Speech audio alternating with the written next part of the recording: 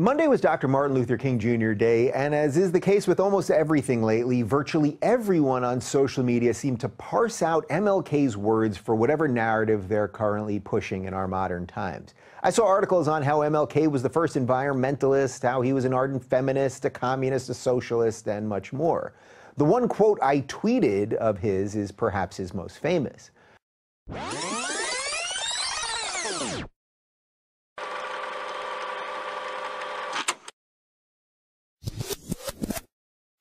This misguided principle, thinking you should treat someone differently because of their skin color, or thinking someone should believe what you think they should believe because of their skin color or any other immutable characteristic, is the essence of prejudice, which means to prejudge.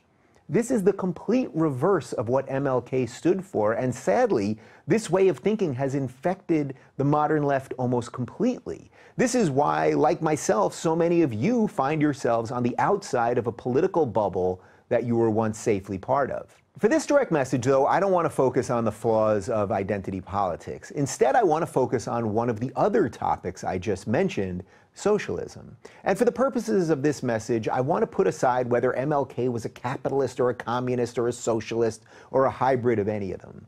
What I want to discuss is some of the reaction around the word socialism itself. The amount of people I see talking about socialism positively is actually staggering. A tweet I set out saying socialism isn't cool even got me into a little exchange on Twitter with the official verified Socialist Party, who explained to me that socialism has actually never been tried, which is why we don't know if it'll work yet.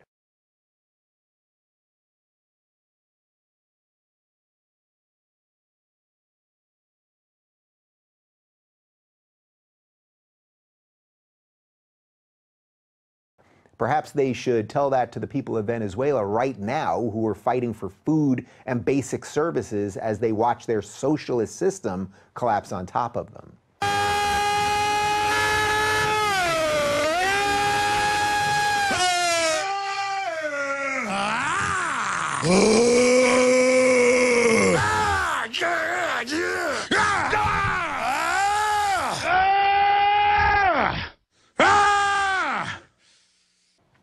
The ideas of socialism, that the means of production, distribution, and labor should be owned, controlled, and regulated by the community as a whole, are the worst sort of collectivist ideas which exist.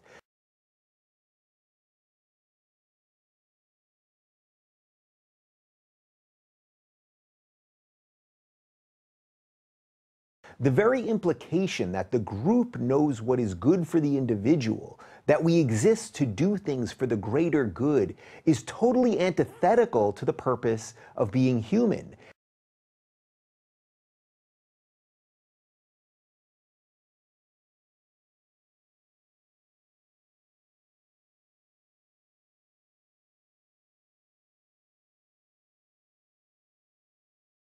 It's your job to find value in your work, to strive for more than you have, to bring good to yourself and the people around you, and to live as a free person as you see fit.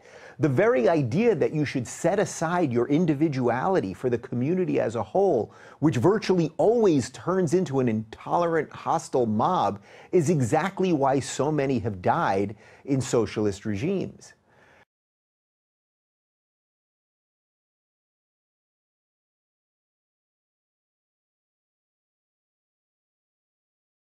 Despite the obvious failures of socialism, socialists have no problem using the freedoms of capitalism against itself. This is perhaps the most perverse part of the socialist worldview.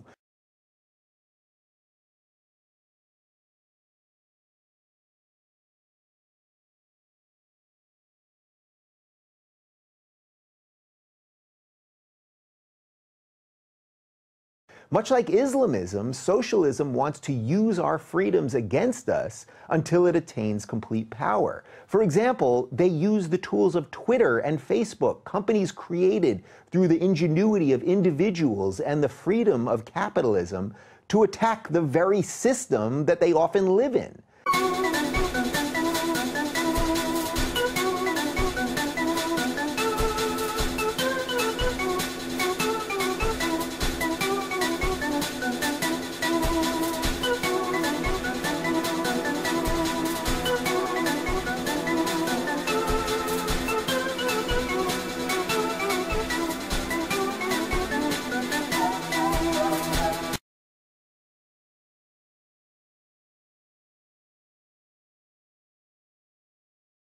By the way, I'm all for them being able to do this even if I don't like what they're doing. That's the tricky part of freedom. It even applies to people and ideas you don't like. Just think for a moment if we had a socialist government in charge right now. How do you think it would be going for free expression and free speech? How tolerant would they be of all the people that they label Nazis and bigots? Whatever you may think of Donald Trump and the evil capitalists, are they the ones coming for anyone's speech right now? Are reporters being put in jail? Actually, President Obama used the Espionage Act to put a record number of reporters in jail. And as far as I know, Trump, who dislikes the press, to put it mildly, hasn't put anyone in prison for the crime of journalism.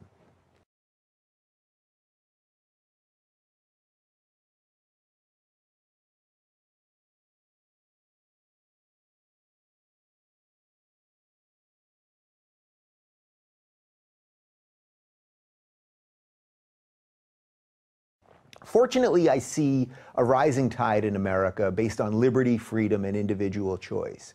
Note how those words themselves are somehow thought of as evil in the socialist lexicon. Liberty, freedom, and individual choice must all be sacrificed for the greater good, though what they're not telling you is that the greater good is usually for the tiny minority in the elite protected class.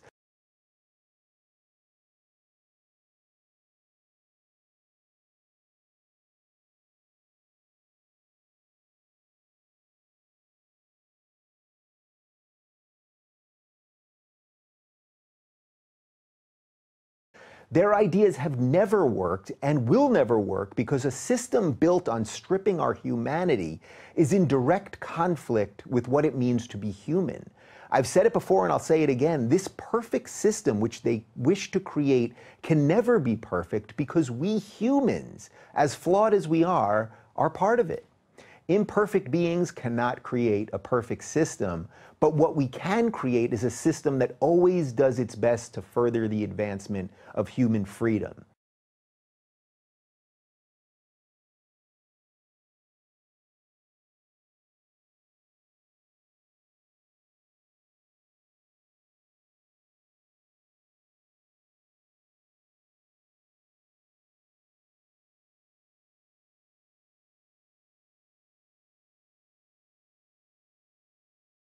For all its flaws, this is what capitalism is, which is why if you're watching this from a capitalist society, you should consider yourself one of the lucky ones. Of course, in America, politicians don't outright call themselves socialists. They say that they're democratic socialists.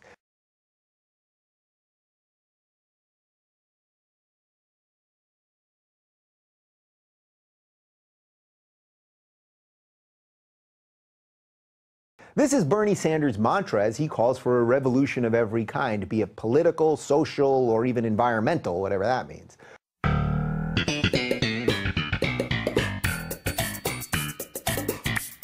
What Bernie forgets or intentionally obfuscates is that the democratic part of this, of course, will always be tossed away as socialism takes root. It's also why there's no doubt in my mind that eventually the social justice movement will turn on Bernie himself, and I think there's already plenty of evidence of that. Democracy is the enemy of socialism, and Bernie's trying to have it both ways.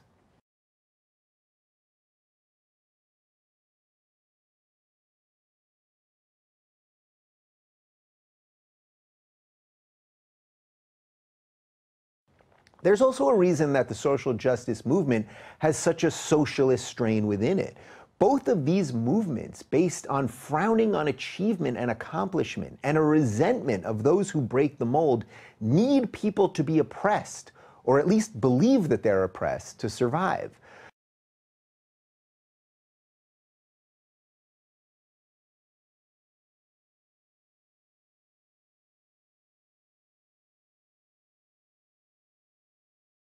Creativity, free thought, and the pursuit of your own happiness is the antidote to both social justice and socialism.